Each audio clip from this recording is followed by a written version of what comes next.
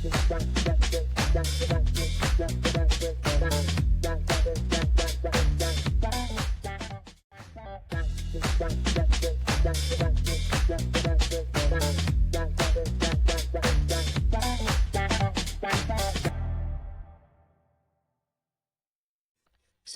okay, so we can just start talking about some stuff. Do you have any Tango Tech that you want to talk about today?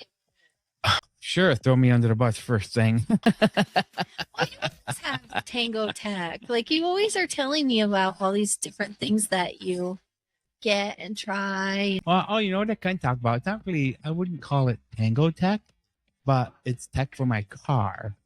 Oh. So over the weekend, I bought these. You know how I got about my new truck, and it's supposed to be a Lariat, and I've constantly been complaining about it's missing all these things that it should have because it's a Lariat.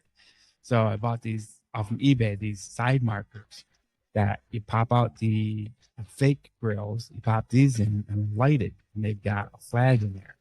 So the flag lights up, and it lights up white LED, and then when you turn your turn signal on, it turns does the like little sequencing orange on it. So it's very cool, and I love them a lot. So Really? yeah, I guess that would be my tech for today. And but you're not drinking anything tonight. Well, I had water, but I left it. I left it in the car. So I don't have a drink. I'm drinking something very simple, which I usually have something more a little bit. I am drinking a nice Pinot Grigio tonight because it's part of our dinner tonight, which is we had an anniversary dinner tonight. We've been married for 14 years. Happy anniversary. Thank you. Just to the co-host dealing with that. Did you just see that and just realize? I just realized that. I was going to write that. You were like, what? Welcome back to Tango Talks. Today we're talking with Jake Didinsky. He is a 32-year-old non-binary advocate, chief operating officer at the Talk About It company, published author, professional DJ, and the founder of Lobo, a nightclub event series in 8+ cities. He has served on Montgomery County's Intellectual Development Disabilities Commission and Community Engagement Review Board, currently serves as Vice President of Autism on the Go, and is the first LGBTQIA+ and non-binary president of the American Outlaws DC chapter. Jake lives with mitochondrial disease, ADHD, and autism, and brings a perspective shaped by chronic illness, queerness, disability, government advocacy, health, media, and building communities from scratch. Whether your interest is policy, identity, nightlife, health, or sports, Jake has lived it and will talk about it openly. Thank you, Angela. You bet. We're waiting for Jake. I can't wait to talk to him. Can't change it. I sure can, and there it is. My goodness. The things I have to put up with.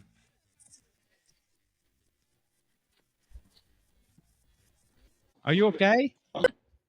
I am. Sorry about that, guys. That's okay.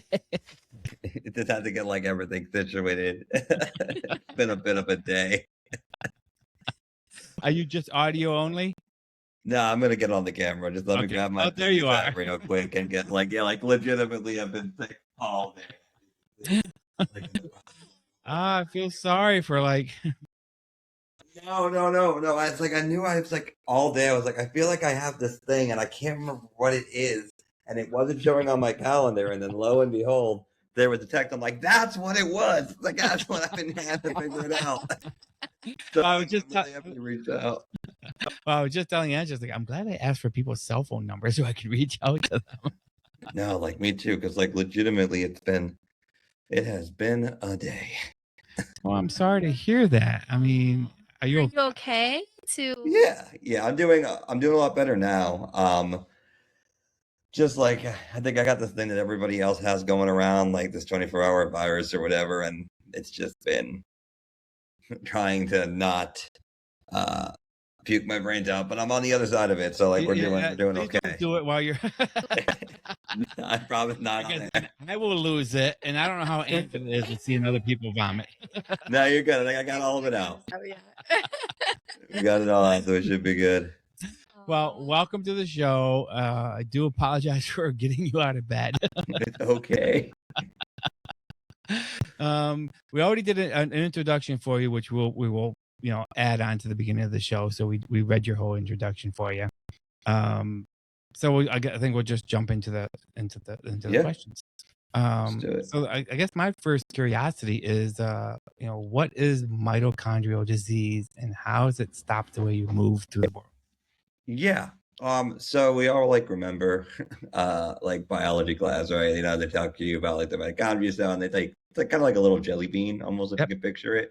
And they tell you, oh well, it's like the powerhouse of the cell. It makes like 98% of your ATP energy, and then we all leave biology class and never ever think about that cell again. Right.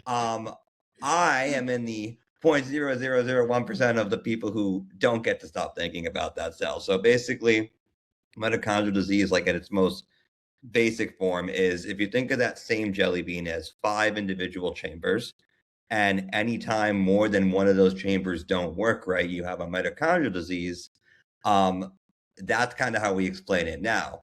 Because it's cellular, that means it's in everything in your body, which means that no two people who have mitochondrial disease are ever going to present the exact same way in terms of their symptoms, in terms of their conditions, in terms of when they're having good days or bad days, when their energy is up or is down.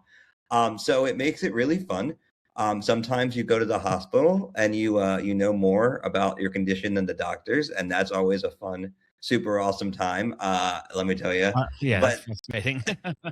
But I mean, overall, like I would say that if anything, while yes, it has its downsides, having this condition has very much so made me the person who I am. And not having lived through what I've lived through would have made me an entirely different human being. So I mean, like there are good days, there are bad days, there are days when I feel like I can run a marathon, and as you've seen, there are days when I'm just not getting out of bed. And you never really know what you're gonna get. But it's yeah, I don't know. I think we're learning more about it. Even like 2 weeks ago, I got some pretty big news that was revealed to me about my condition, which is for the longest time, I had always been told, people in my community had always been told that only the mother could pass mitochondrial disease on. Like if I had a kid, there was, as long as my wife didn't have mitochondrial disease, like our child wouldn't have it. But now we've learned that it can also be passed through the dad and the nuclear DNA as well. Yeah. So yeah, but it's definitely makes for some fun talking points, that's for sure. Well, I can relate on a small scale, only because when I was 33, we're going back a couple decades now. I was diagnosed HIV positive, and it was the same. I had those same feelings. Like there were days where, when I first started taking my meds, there were days where I felt great. And then there were days where it's just like, oh my goodness, I can't even read anything without getting sick. I don't want to get out of bed, and it was draining, so I can't imagine having something that affects your whole body on a cellular level. It's got to be, a tough thing from day to day. It is and it isn't. I have a lot of friends, being LGBTQ myself, who are older than I am, who were alive during the HIV crisis and have HIV themselves, and are some of the most awesome, strong people I know, who I actually take inspiration from, weirdly, in terms of like seeing that, they still find ways to make things happen when they easily could have said, screw it, I'm out. And so I think that it's easy, there are times when I'm definitely down and sad and depressed, and I'm like, why me? Why this? Like, why now? Like, what's the point? But then I also look around and I go, well, because maybe there's somebody out there who's younger than I am who just needs to see that this isn't a death sentence. It's survivable. 100%. I mean, it's harder, right? Like, don't get me wrong, it is harder, but harder doesn't mean impossible. And I like things harder. Yeah. But it's probably, I mean, like you're finding a way to just be functional with it. You know, you're not just like, oh my gosh, this is the end and there's no hope for me and that kind of thing. Or did you go through something like that? I mean, so when I was a kid, I think I was more in the latter half, right? Like as a 13, 14-year-old, really big into sports, really big from Philly. Like I wanted to play football, I wanted to play hockey, and there was just times when I couldn't, and I didn't fully grasp as a child, right? Like, well, something's clearly different. Like I'm aware of that, right? I'm smart enough to know that I'm not the exact same as everybody else in my class. Also, I had the feeding tube, so like that was a pretty clear giveaway as well. Right. Yeah. But it was it originally did start off like that, very much that well, what was the point? It got really bad. Full disclosure, really bad in my teenage years, like that 16, 15, 17, trying to figure everything out. And then somewhere along the line, I'd say maybe like 23, 24, 25 is kind of when I turned that corner and realized, well, I'm going to do these things that everyone's telling me I can't do, partly out of spite because I am from Philadelphia and because like I saw other people doing it. Like I saw other people being told that they couldn't do this thing and then going and doing that thing. Like I DJ, right? I play music in a nightclub in a notoriously very warm building for 5 hours at a time, something that someone with my condition should not be able to do. But I do it. Is it the best thing in the world for me? Probably not. Do my doctors love it? No, they do not. But does it make me happy? It does. Yeah. And there's a lot to say for doing things that make you happy. You know what I mean? I think happiness for the soul, it goes a long way for, keeping yourself healthy. It does. I mean, I believe that, Um, I know I was told things from the beginning, like, you're either going to die from the disease or the drugs. You go back, when I was, 30 years ago, the drugs were, I was basically being given chemotherapy in a pill form.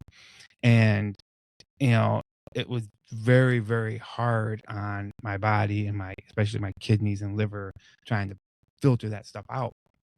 So I was told, things like that too. I was like, well, great. I'm 33 and I want to die at 35, So luckily, the medication's caught up with the times, and, you know, I'm on a very good route right now. My doctors are happy with everything. I've been, undetectable for the last 20 years. So everybody's happy with that, and I'm happy with that. And it's great.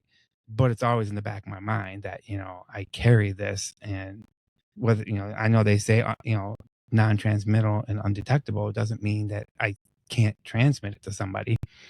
So, I'm very, very, we're very, very careful with my husband. We're very careful with everything that we do. And it's just the way it is. You just learn to live with that, and it becomes part of your life. Yeah, I mean, I think it comes back to like stigmas and things and all these attachments we grow up hearing around words, this, that, and the other. Um, I think that even today, like myself being in that community still, like there's still a lot of misunderstanding and miscommunication and generalized anxiety around even the words like undetectable or Mr. Smiley or all of these things Yeah. that, we try to break stigma with to try to make people understand. And so all that is to say, because I really want to loop back around on Angela's question, is that it's not always like this.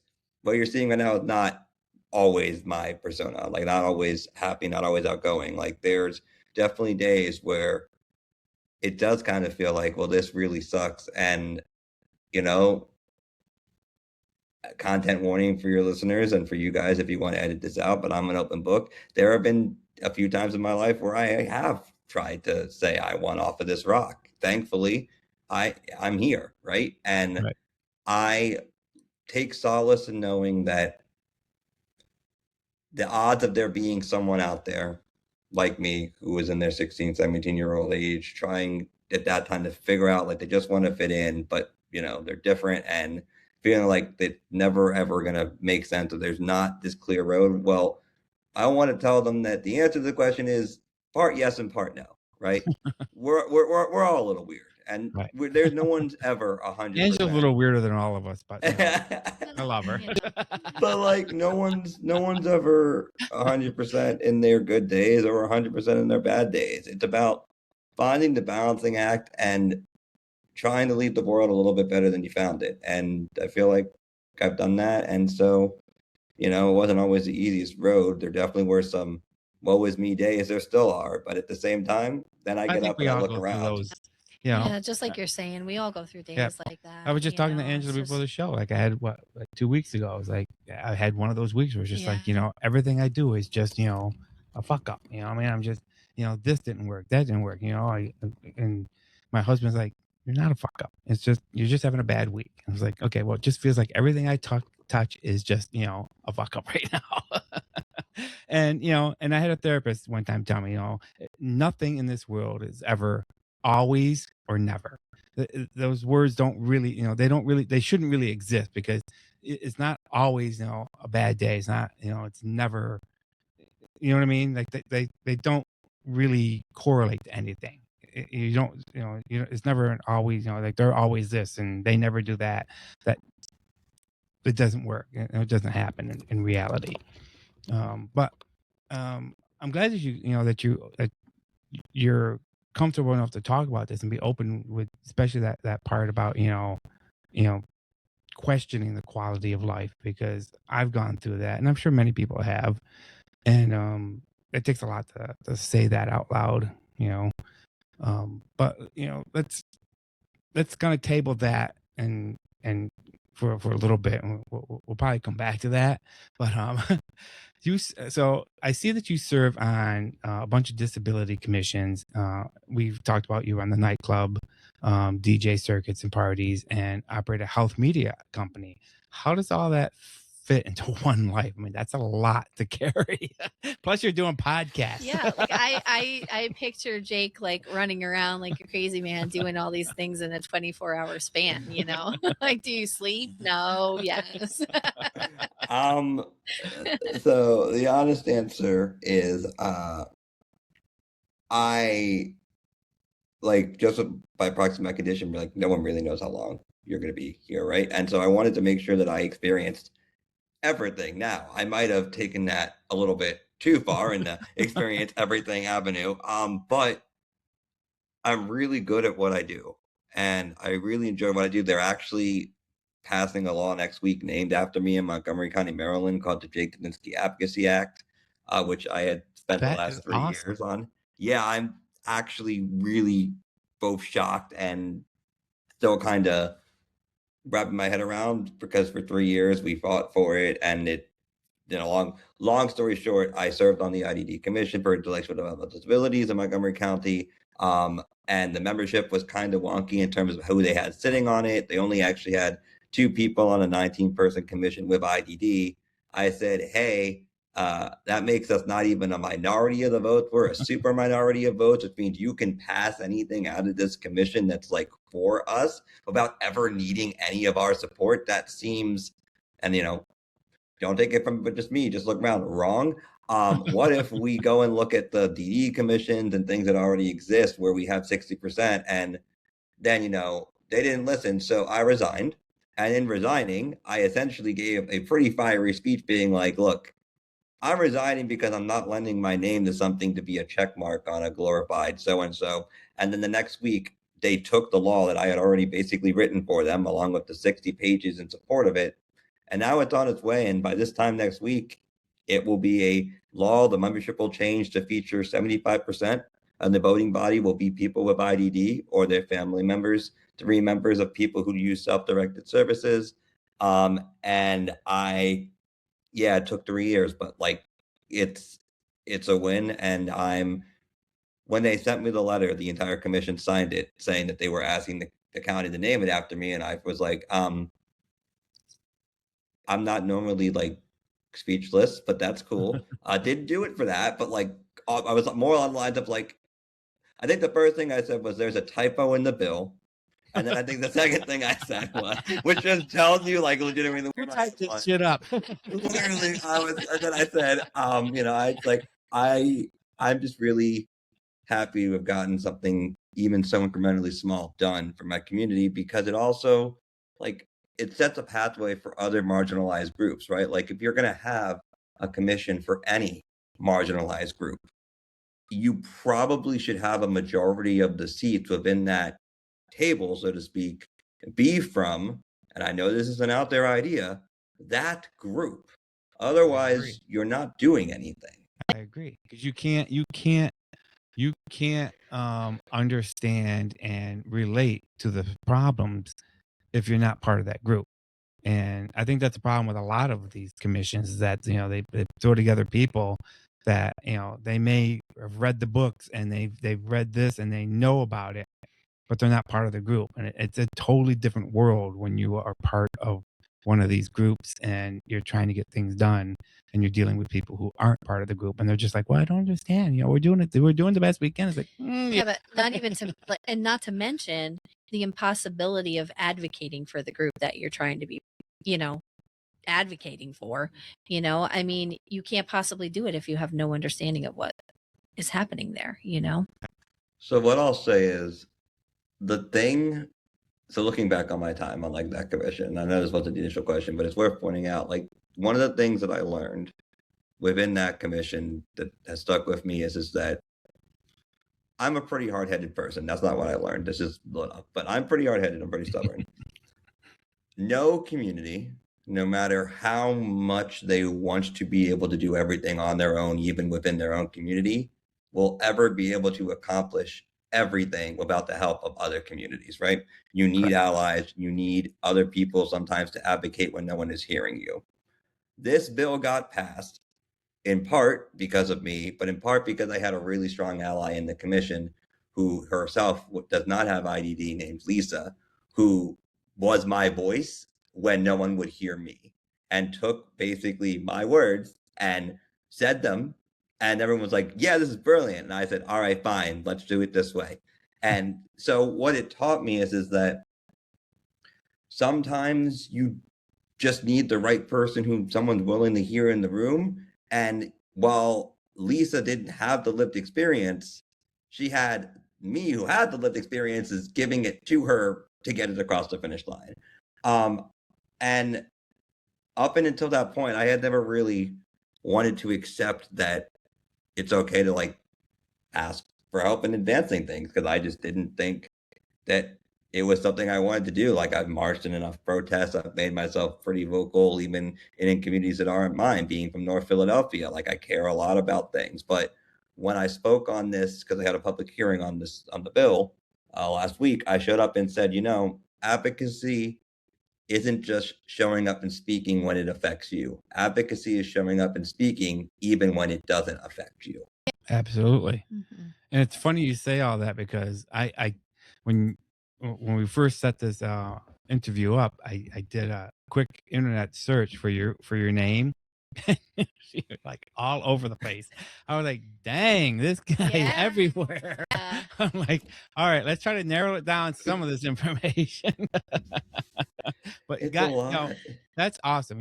God bless, and thank you for getting that pushed through it, and being the forerunner for getting that set up and moving it through, because I think the world needs more people like that, that are willing to not only help their group but connect with other groups, and hopefully create larger communities that care about each other. I think one of my favorite quotes is like, a rising tide lifts all ships, right? Like, I mean, I think we as like a society have gotten into this mindset lately where in order for X group to go forward, Y group has to go back. And my entire mindset is, nah, let's hold hands and go forward together. Like because it may not be me today, but if it's not me today, it's me tomorrow. And like with the mitochondrial disease, especially, you kind of start to see how it all comes together, and why I've gotten involved so much of this in things, because my life, even hour to hour, feels like running a relay race, where when I can't anymore because of the mitochondrial disease, I have no choice but to pass the baton off to a friend of mine to help me keep doing what I'm trying to do. And then when they get tired because their mitochondrial disease is acting up, guess what? All right, I'm tagging back in.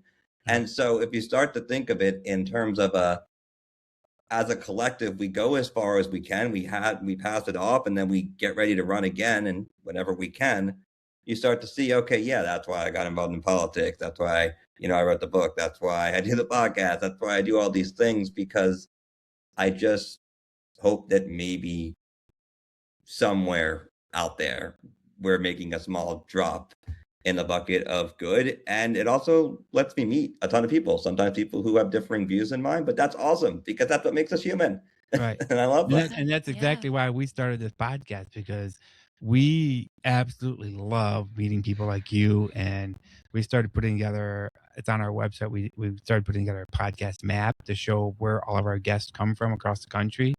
And we've just enjoyed meeting all these different people and talking about everything. We right from the beginning, we had problems like trying to title the show. We knew it was going to be Tango Talks, but then what? What are we? And people kept asking, like, well, what do you talk about? What do you do? And it was like, and we just sat here like week after week, like, I don't know, what are we talking about? So then we finally just settled on just the human experience. I mean, we just want to hear stories from people, and it doesn't matter, where they're from or what it is, but we want to hear their stories, and we want to converse with them and just share and have a good conversation. Yeah, and I think that's very true, because we have conversations, like you just said, we're having conversations with everyone.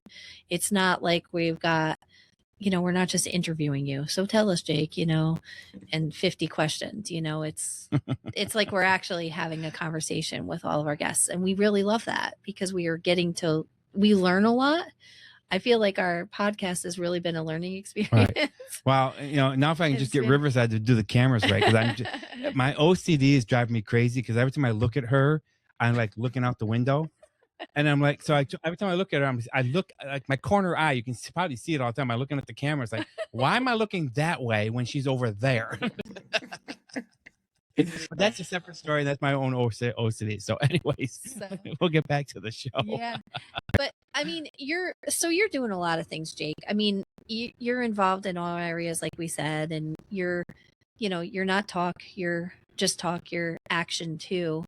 Tell us a little bit about, like, how do you decide where you're going, like how do you decide that? Because it sounds like, I mean, does it just roll into you a certain way, or like how are you doing it all, really?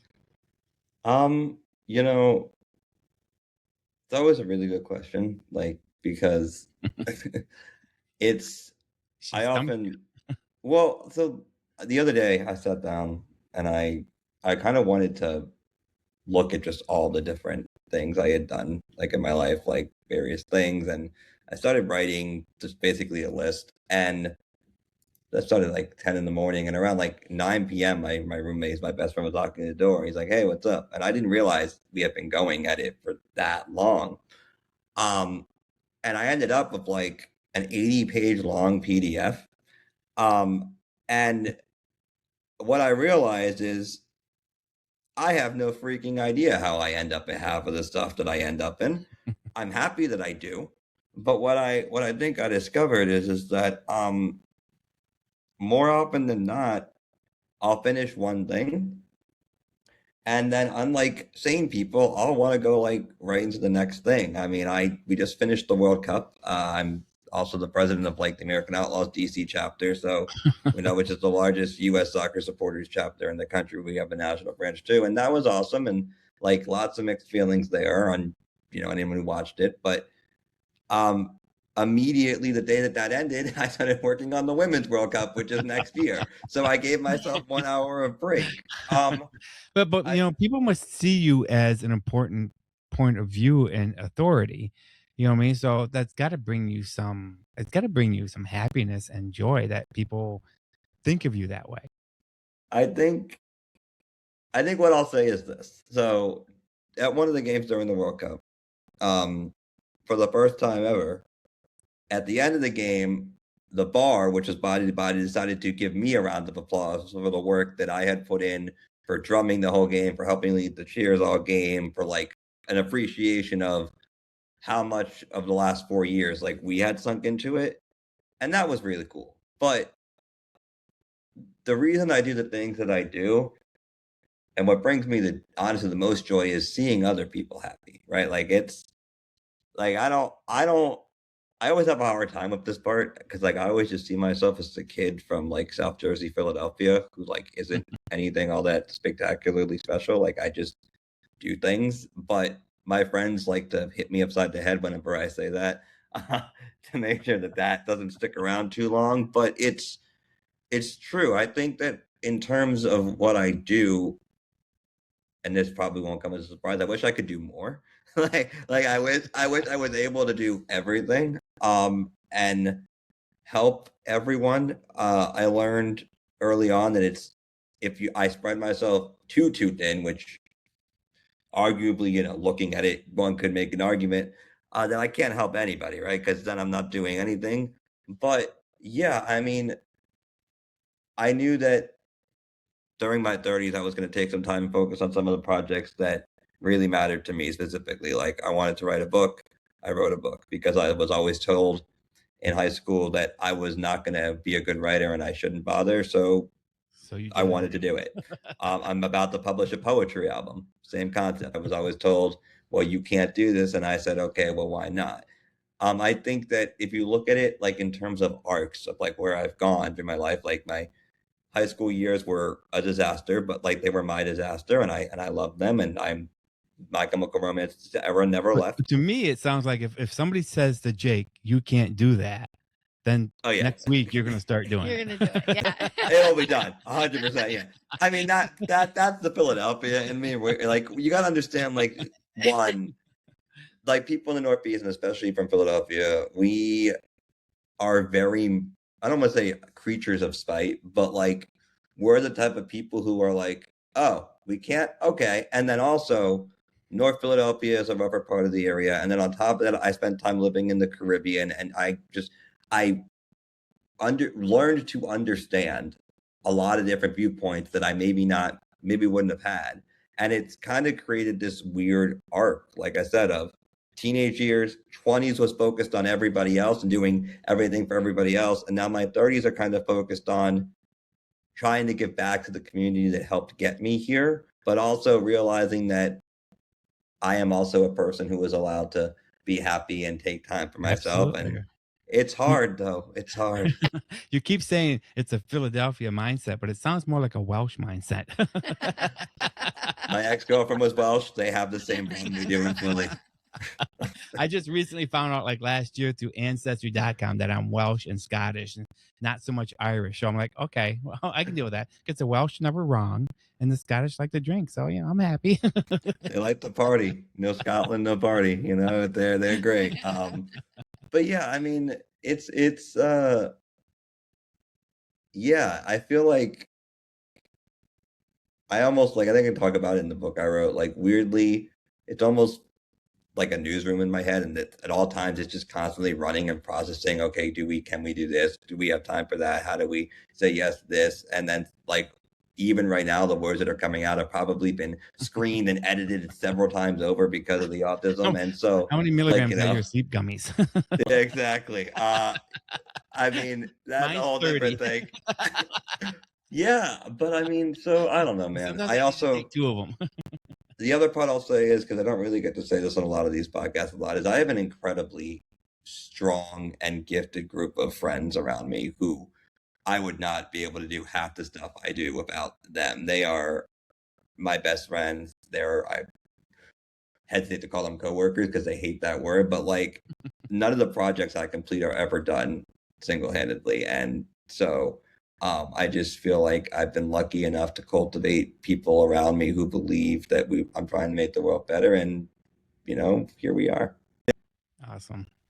That is awesome. So you were talking about you wrote a book. It's called The Architecture of Uncertainty. Yes. Do you want to tell us a little bit about it? Yeah.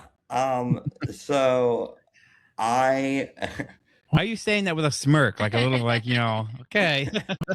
well, because so that book was written in a hyperactive state of 3 months when I was in the hospital.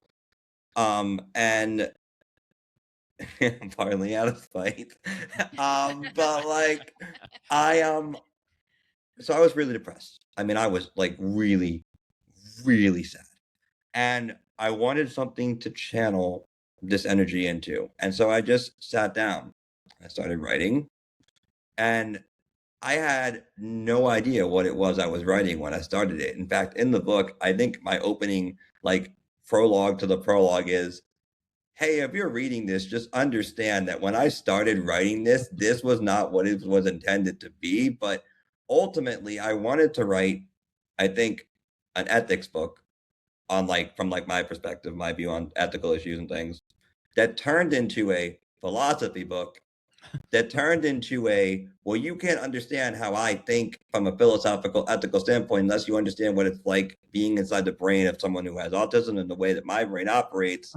So let me take you back through that. So then it became like part of biography, and we ended up with a first half biography, which tells you about my life and why my brain works the way it does, and how, like, I feel oftentimes my system, operating system, is Linux and the rest of the world is Windows, right? Linux can run Windows. I can adjust to run in a world that was not made for me, but Windows cannot run a Linux OS. And so you start to talk about that, and I explain that, in order to get to the actual part where I tell you my views on ethics or philosophy, you have to first be willing to set aside all of your preconceived notions about autism and other things. And then I And I ended love up with that a book. analogy too about Linux and Windows. That's awesome. Yeah, that one goes to my ex-girlfriend, Jackie. She's great. We're on very good terms. She's the one who came up with the concept, and it stuck because I'm like, honestly, that's what it feels like sometimes is I can change my output to operate in a system that is running Windows like the rest of the world. And cool, but no one else, if they're not a Linux, can change their OS to run what I'm operating on. And so it was a really cool experience. I'm working on a second. That also led to the poetry album, and then a third book unrelated. But I wanted it to be shorter so that people who have who are neurodiverse could also understand, but maybe people who are neurotypical, right, could pick it up and try to understand, like, hey, this is what, like, happened in my brain. You see 2 seconds of words, but it is like the New York Times up here sometimes. Right. Like me, like, we're like, all it takes is something shiny flashing over the corner, and I'm down a rabbit hole for a good hour and a half. Then all of a sudden somebody's like, weren't you working on a sign? It's like, oh yeah, let me get back to that sign and work on that sign. Because it doesn't take much to distract me at all. But Yeah. this next question is kind of personal to me. I was married before. I had 2 children, 2 sons, and one is an architect in Baltimore, and another is a drag performer in Charlotte, North Carolina, who came out a couple years ago as non-binary. And it kind of threw me for a loop because at the time it was kind of like a new term that people were hearing. And I just, and he was like, and you say, so now, my pronouns are they, them. And me being me was like, well, what are you carrying a mouse in your pocket with all you? I don't understand the they, them. It confuses me. So it took some education from him to explain it to me. And, I still find it interesting. Yeah, the whole concept of it. But what's it like being non-binary in spaces that are still overwhelmingly cis dominated? But I think that's not Well, even just cis. I think it's even beyond non-binary. I think still even the LGBT community is still finding yeah. it overwhelming sometimes. So let me approach this one the first way first. You're not alone in the concept of the parent. I didn't mean to offend you. I hope I didn't No, offend no, you by no, that. God, no, no, no, But no, no. I it, love this question. It's a great question. So I had to explain to my mother that I was non-binary. Um, and in a similar vein, she just didn't quite, like, she had a hard time wrapping her head around it. Like, it didn't make sense to her at the time. I think she said something along the lines of like, she was like, I don't care if you want to be a boy or if you want to be a girl. I don't understand. I'm like, well, mom, and maybe it's not for you to understand. Like I am telling you because you're my mother, but like also like maybe there's just some things in life you don't have to understand. Okay, now fast forward, and I swear to God, this is how it happened.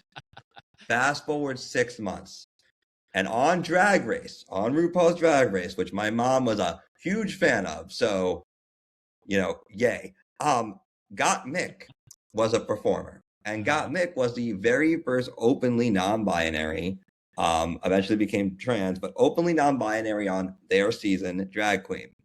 And I got a call from my mother about 3 episodes into that season being like, I get it now. And I'm like, what are you talking about? It's 3 a.m. You live in California. You live in California. I'm on the East Coast. What do you mean? She's like, no, I get the non-binary thing. And I'm like, that's great. I'm super happy for you. It's 3 a.m. I'm going back to sleep. So I say this to say that, sometimes the way people learn the things that they do or the thing that makes life goes off, it's really never the thing that we want, right? Like in a perfect world, I would have loved for her just to get it when I explained it, but it is newer, and I describe it when people ask me like, well, what does non-binary mean to you, or like, what does that like look like to you, like, because you look like a guy, and I explain it like this. So remember how I was talking about that Linux system? Okay. Well, I don't think that anything in life is ever 100% black or 100% white. I think that everything is fluid, and therefore, I am not a 1 or a 0. I am just me, and that is what makes me non-binary. I want to wear a dress, I'm gonna wear a dress. If I want to wear a skirt with a Phillies jersey and a backwards hat, like I'm at the world's worst confused frat party at a sorority house, then I'm gonna do that because that's what makes me me. And I think that when we try to put labels on things, that's where things get confusing. And so that's, I mean, like, that's kind of how I explain it, is that nothing about me has ever been binary. My life in its own right makes 0 sense 9 times out of 10. So it would only make sense that I would be non-binary. Well, I love that explanation, and my youngest son, I'm actually going down, and he's in Charlotte. I'm going down in 2 weeks because he's actually performing in Charlotte's Pride Parade. Yes, and he has no qualms about.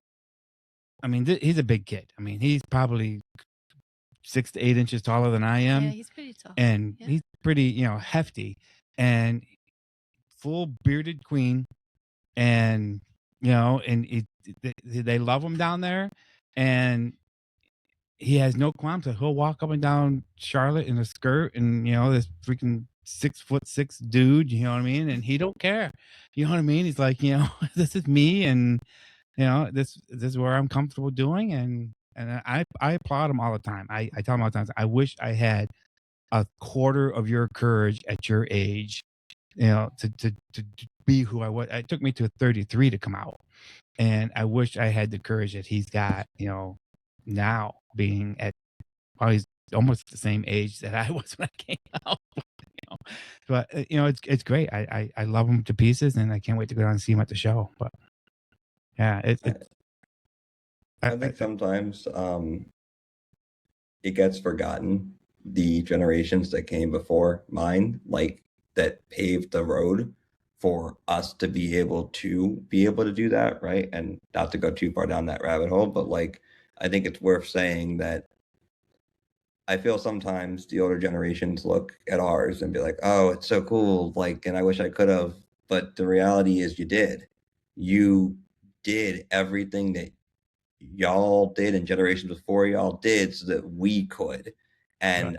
I just wanted to stress that I think sometimes that gets lost, especially in the LGBTQ these days, that like, Pride was a riot originally. It involved drag queens and women of color and trans women of color. And without them, it would not be as easy. And I just wanted to take a very brief second to say that, I am lucky to live in a world now where so many people fought as hard as they did for me to be able to be myself. And for me to tell those people now, I will fight just as hard to ensure that it stays that way. That's awesome. And appreciate it. I mean, you don't hear that from a lot of younger generations. You know what I mean? They just take what they've got and I hope I'm gonna get myself in trouble, but but there's a lot of younger generations that just and I'm not talking LGBTQ, I'm just talking younger generations that just feel that they're owed something, and I deal with it on a daily basis. I run, 2 businesses, and these people come in and they don't understand when you say no to them. And it's like, no, you can't have it that way. You know what I mean? And they feel disrespected, and it's just so it's nice to hear when you say, that you appreciate, not that I was physically a part of, the changes, but my generation was a part of those changes. So it's nice to hear that from you. I appreciate that. Yeah. So you made a conscious decision to live on your terms, even if it cost you years. How do you think about that trade-off nowadays? This one hits closer to home, probably because the ramifications are catching up with me, and hospital visits become more frequent as I'm entering my mid-30s. I was on a different show, I think, a few weeks ago. Someone said, well, would you change anything at all? Looking back now, knowing what you've done. That's a hard question, though.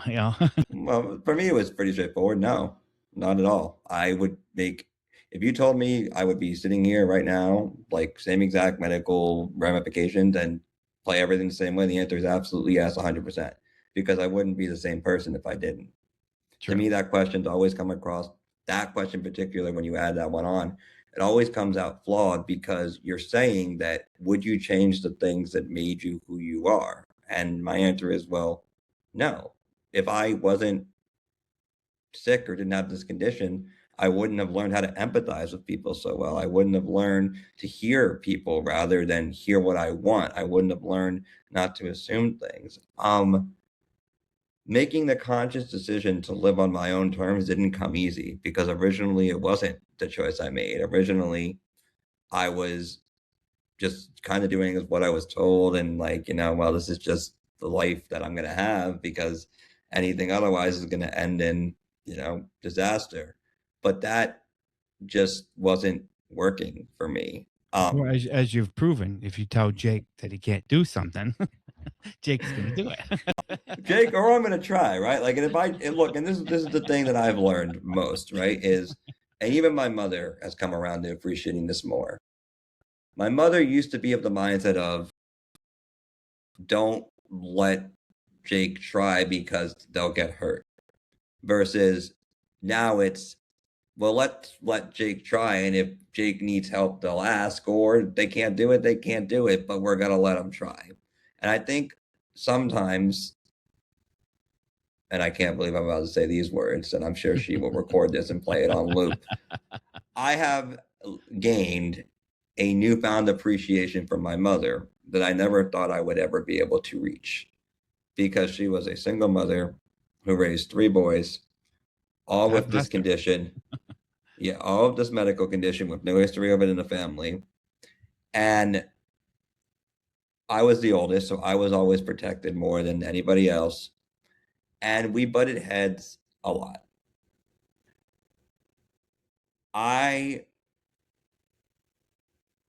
believe that my mother only ever wanted my life to be as easy as humanly possible.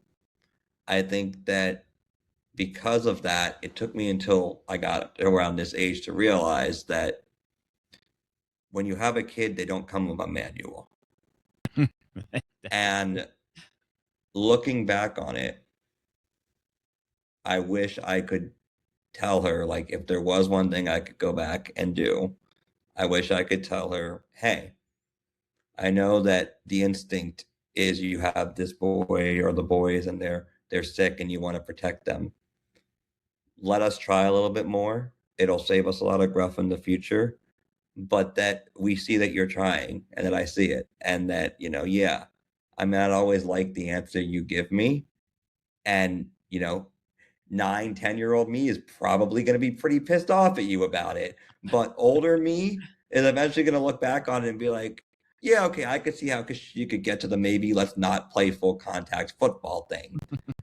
And so I guess like that's kind of like one of the things I do that led me to make the conscious decision at all, was that I looked back and I went, I saw what happens if it's too far in one direction. And then I went and I took it too far in the other direction. And now I've kind of found this happy medium. And I don't know if there's a lot of parents out there that listen to your podcast, but if there are, and take this from me for what it's worth,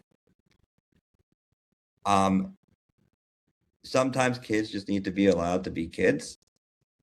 And in the long run, they will thank you for it, because if they go out there and try and it just doesn't go the way that they want, they're going to be much more likely inclined to ask you for help rather than say nothing. That's I 100% agree. And I think that it's okay to let kids get hurt. You know what I mean? You learn from failures, and I think you have to. Yes, absolutely. I would not. So my DJ career started because someone said I didn't dress the right way. Like they said that I wanted to play in a gay nightclub. I was non-binary. They said, lose the skirt. Your music's great, but we don't like this. I'm like, if the lights are on in your nightclub, you have a bigger problem than what I'm wearing. I would argue perhaps that maybe you should turn the lights off. And so what we did was we went and started our own event. We literally, that is how Lobo started, was we got told we don't look and talk and dress the right way, but our music is what they want to hear. And we said, okay, hold our beer. And then 2 years later went and played that club anyways and charged them double. I love that. So, but again, don't tell Jake he can't do it. But that failure, right? Like that level of feeling whatever it was, that no, that being told no, that being told you can't, that sense of not sadness because I failed, it became a driver, right? That I would not have ever been able to achieve if I had just gotten it out the gate. So I agree with you. That's awesome. I appreciate it. That's a great story on that. Jake, unfortunately we are out of time, but I can't tell you how thankful I am that you joined us tonight, and really appreciate it. And what a great story. And I hope that, this helps a lot of people. And yeah, I loved having you. I mean, it was a great conversation. Yeah, you guys are amazing. Thank you for joining us, even though you weren't feeling so good I know, today. I felt bad. It's really awesome that you were able to take the time. I feel a lot better actually leaving the interview, weirdly enough. This has given me a little bit of a boost that I really needed. So I appreciate you guys taking the time Awesome. That makes me feel better then. Jake, what size shirt do you wear? I believe I am a large, because I like shirts looser. A large. All right. Oh, okay. We're going to try to get you out a shirt for the episode. We really appreciate it, and hope you feel better. Don't stop. Don't stop being Jake. Yeah, keep doing. Keep telling people I can do it. I want an update on this trip to Charlotte, and I want to see how that goes. Definitely, please take some pictures and send it to me, because absolutely, we love our queens and we love our big girls especially. So yeah, I would definitely do that. Then I will send you some pictures and probably a video or two of them. Yes, queen. All right. All right, Jake. Have a good night. Get better, and we appreciate you. Yeah, thanks so much. Bye. Bye.